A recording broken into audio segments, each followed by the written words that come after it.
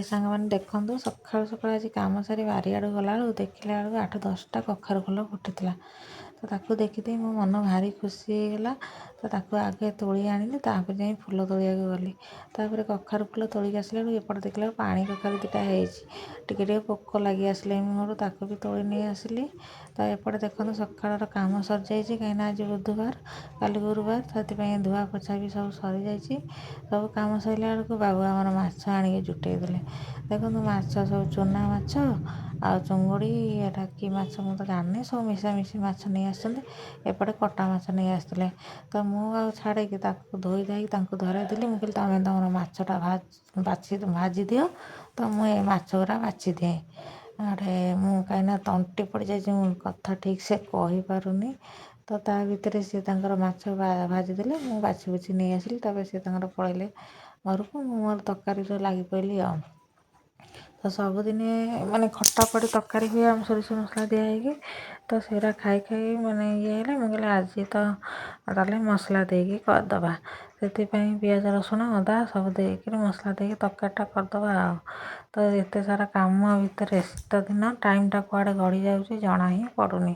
ତ ସେଥିପାଇଁ ମସଲା ଆଉ ଆଇଁଷ ହେଲେ ମାନେ ଆମର ତ ପ୍ରାୟ ଚୁଲିରେ ହିଁ ସବୁ ରୋଷେଇ ହୁଏ।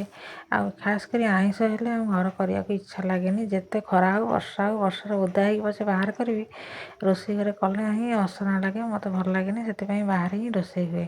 ତ ଏପଟେ ଦେଖନ୍ତୁ ଚୁନା ମାଛ ଭାଜିକି ରଖିଦେଇଛି। ଏ ବଡ଼ ମାଛଟା ହିଁ କେବଳ ତରକାରୀ ହେବ। ତରକାରୀ ମାନେ ଖାଲି ନସାଳିଆ ଟିକେ ଟିକେ ହେବ ଆଉ ବେଶୀ ପାଣି ଦେଲେ ଭଲ ଲାଗେନି। ତ ଅଳ୍ପ କି ତରକାରୀ ହେବ। ତ ଶୁଖିଲା ଶୁଖିଲା କି ତରକାରୀଟା କରିଦେବା ଆଉ। ସରିଗଲେ ମଣିଷ ଟିକେ ରେଷ୍ଟ ନେବ, କାହିଁକିନା ସକାଳୁ ପହରୁ କାମ ଚାଲିଛି। ଦେଖନ୍ତୁ ରୋଷେଇ ସରିଲା, ଏପଟେ ମାଛ ଭଜା ବି ରେଡ଼ି। ତାପରେ ବାରିରେ ଯାଇଥିଲି, ଧନିଆ 2-4ଟା ହେଇଥିଲା, ତାକୁ ଆଣି ପକେଇଦେଲି, ସରିଲା। ତାପରେ ଆସିକି ଘର ଦେଖିକିରି ମୋ ମୁଣ୍ଡ ପୁରା ଟିଣ।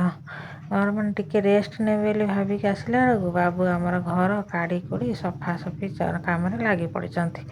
ତ ସିଏ ଯେହେତୁ ଲାଗିଛନ୍ତି, ତ ତାଙ୍କ ସାଙ୍ଗରେ ଆମେ ହିଁ ଲାଗିବାକୁ ପଡ଼ିବ। ଘରର ଅବସ୍ଥା କ'ଣ ଦେଖାଉଛି ଆପଣମାନଙ୍କୁ ବ୍ୟାକ୍ କ୍ୟାମେରାରେ ଦେଖନ୍ତୁ। ପୁରା ସଫାସଫି ମାନେ ହେବ, କାହିଁକିନା ଆମର ମାଣ ଏ ବର୍ଷ ବସିବନି। ତଥାପି ଘର ଦ୍ୱାର ଅସନା ହେଇଛି, ସଫା ନ କଲେ ଭଲ ଲାଗିବନି। ଗୁରୁବାରଟା ମୁଁ କହୁଥିଲି, ତ ଆଜି ହିଁ ସେ ତାକୁ ସବୁ କଢ଼ାକଢ଼ି କରିଦେଇଛନ୍ତି। ଆଉ ମଣିଷ ଆଜି ମଲା, ରେଷ୍ଟ ନେଇ ଚାଲନ୍ତୁ ସଫାସଫିରେ ଲାଗି ପଡ଼ିବା ଆଉ। ଦେଖନ୍ତୁ ଘର ଆମର ସଫାସଫି ହେଇ ପୁରା କ୍ଲିନ୍ ହେଇଯାଇଛି, ଆଉ ଶାନ୍ତି ବି ଲାଗୁଛି। ମୁଁ ବି ପୋଛାପୋଛି କରିଦେଇଛି। ସଫାସଫି ହେବ ମାନେ ଘରଟା ନ ପୋଛିଲେ ଭଲ ଲାଗିବନି। ତ ଆଜି ବୁଧବାର ସହଜେ ଘର ପୋଛା ହେଇଥାନ୍ତା। ଦେଖନ୍ତୁ 2 ଅଖା ଅଳିଆ ବାହାରିଲା। ଏତେ ଅଳିଆ କେଉଁଠୁ